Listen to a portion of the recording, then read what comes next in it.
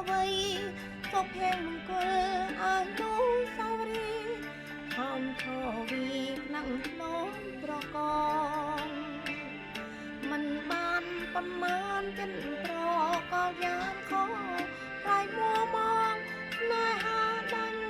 ចំដងព្រៃក្មេងជោគសងចិនបងប្រែប្រ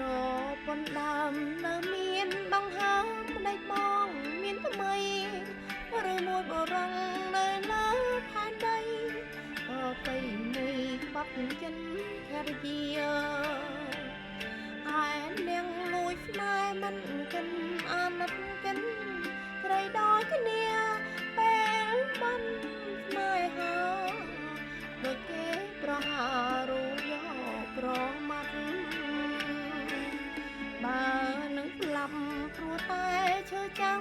គេខំយកប្តីស្លាប់ជាខ្មោចក៏អិនមានដីរួមជាត្រីចាញ់ក្តីស្នេហាទ្រាំរត់តតាំងប្រឆាំងនឹងត្រីល្មមនឹងតណ្ហាក្តែផ្ដាំត្រីក្រុមគ្នាឧត្តមភរិយាខំការពារប្តីឈឺដូចគ្នាក្នុងនាមភរិយាប្តីក្បន់មានថ្មី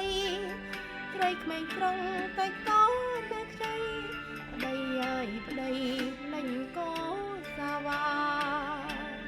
ពេលបងស្នេហ៍អូនបងខំក្រាបលួននៅមកមេបាពីងក្បន់ក្បែរតែងចាឯងនៅស្នេហាមានដើមញៀមចង់ប្រពន្ធដើមទៅផុតដង្ហើមបងអោបត្រីថ្មីតែខំទុកក្នុងនាមជាស្រីដែលស្វាមីបងមិនអាណិតអំរែកផ្លែហាស្ទើរប្រែអារាបើតាដួងចិនអោកំពីជីវិតកុំជាងឲ្យផុតប្រងក្បត់ទាំង